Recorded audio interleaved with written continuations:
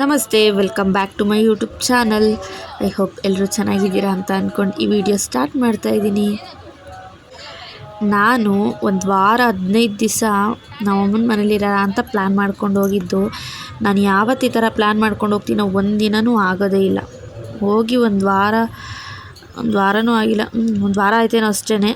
ಬಂದ್ಬಿಡು ಕೆಲಸ ಇದೆ ಅಂದ್ಬಿಟ್ಟು ಕರೆಸ್ಕೊಂಬಿಟ್ರು. ಸೋಮವಾರ ಹೋಗಿದ್ದು, ನೆಕ್ಸ್ಟ್ ಸೋಮವಾರ ಬಂದುಬಿಟ್ಟೆ ನಾನು. ಅದಾದಮೇಲೆ ಕೆಲಸ ಮಾಡಿಸೋಣ ಅಂತ ಅಂದ್ಕೊಂಡ್ವಿ. ಅಷ್ಟೊತ್ತು ಕಾಲೇ ತೋಟದ ಕೆಲಸನ ಮಳೆ ಬಂತು, ಸೊ ಮಾಡೋಕ್ಕಾಗಲಿಲ್ಲ. ಅದಕ್ಕೆ ಸುಮ್ಮನಾದ್ವಿ. ಮತ್ತು ನೆಕ್ಸ್ಟ್ ಅದಾಗಿ ಮಾರನೇ ದಿನ ಅಂದರೆ May 1 ಅವ್ರಿಗೂ ಸಹ ರಜೆ ಇತ್ತು. ಆವತ್ತು ಕೆಲಸ ಮಾಡ್ಕೊಳೋಣ ಬಿಡು ಅಂತ ಸುಮ್ಮನಾದ. ನೈಟು ಅಂದರೆ ಮಂಗಳವಾರ ಏನೋ ಅವ್ರ ಫ್ರೆಂಡು, ಮಂಗಳವಾರ ಅಂದರೆ ಬಸವನ ಜಯಂತಿ ಕರೆಕ್ಟು. ಅವತ್ತು ಅವ್ರ ಫ್ರೆಂಡ್ ಮನೆಯದು ಹೊಸ ಮನೆ ಗ್ರೂಪ್ ಪ್ರವೇಶ ಇತ್ತು. ಸೊ ಅವ್ರು ಅಲ್ಲೇ ನೈಟು ಉಳ್ಕೊಂಡಿದ್ರು. ತುಂಬ ಕ್ಲೋಸ್ ಫ್ರೆಂಡ್ ಅಲ್ವಾ, ಆಗಿರೋದ್ರಿಂದ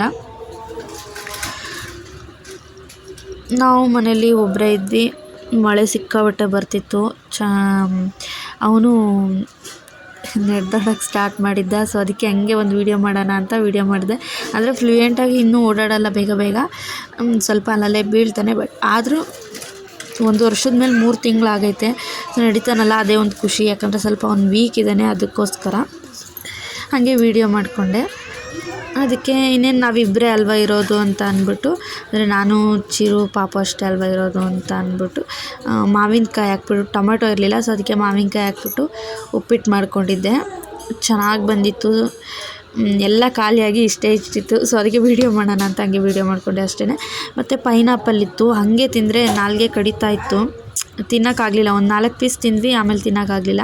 ಸೊ ಅದಕ್ಕೆ ಇನ್ನೇನು ವೇಸ್ಟ್ ಆಗುತ್ತೆ ಅಂತ ಅಂದ್ಬಿಟ್ಟು ನಮ್ಮ ಅತ್ತೆಗೆ ಒಂದು ಅರ್ಧ ಕೊಟ್ಟು ಕಳಿಸಿದ್ವಿ. ಇನ್ನು ಮಿಕ್ಕಿದ್ರಲ್ಲಿ ಸ್ವಲ್ಪ ಬೇಯಿಸ್ಬಿಟ್ಟು ರುಬ್ಬಿಬಿಟ್ಟು ಈ ಥರ ಪೈನಾಪಲ್ ಕೇಸರಿ ಬಾತ್ ಮಾಡಿದ್ದೆ. ಫಸ್ಟ್ ಟೈಮ್ ಮಾಡಿದ್ರು, ತುಂಬ ಸೂಪರಾಗಿ ಬಂದಿತ್ತು.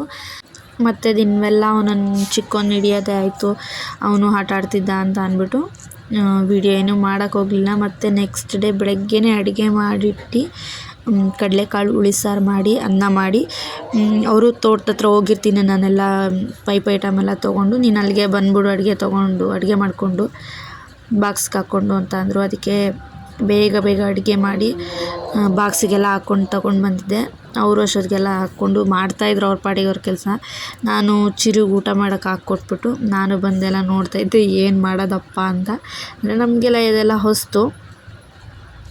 ಅವ್ರು ಹೆಂಗೆ ಹೇಳ್ಕೊಡ್ತಾರೆ ಅದನ್ನು, ಅಂದರೆ ಪೈಪ್ ಇಟ್ಕೊಳೋದು, ಅದೆಲ್ಲ ಗಮ್ ಹಾಕೋದು, ಜಾಯಿಂಟ್ ಮಾಡೋದು, ಅಂದರೆ ಒಬ್ರ ಕೈಲೇ ಆಗಲ್ವಲ್ಲ, ಯಾರಾದ್ರೂ ಒಬ್ರು ಹೆಲ್ಪ್ ಇರಬೇಕು. ಬೇರೆ ಯಾರಾದರೂ ಕರ್ಕೊಂಡು ಬರ್ತೀನಿ ಅಂತ ಅಂದಿದ್ರು.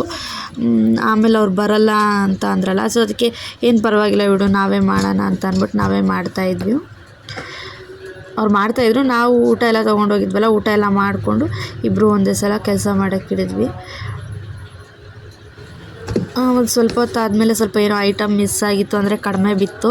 ಸೊ ಅದಕ್ಕೆ ಚಿರುನ ಅವ್ರ ಅಜ್ಜಿ ಮನೆ ಹತ್ರ ಕರ್ಕೊಂಡೋಗಿದ್ದೆ. ಚಿಕ್ಕವನು ಸಹ ಅವ್ರ ಅಜ್ಜಿ ಮನೆ ಹತ್ರನೇ ಬಿಟ್ಟಿದ್ದೆ. ಊಟ ತೊಗೊಂಡ್ಬಂದಿಟ್ಟು ತೋಟದ ಹತ್ರ ಹೋಗಿ ಕರ್ಕೊಂಡೋಗಿ ಬಿಟ್ಟಿದ್ದೆ.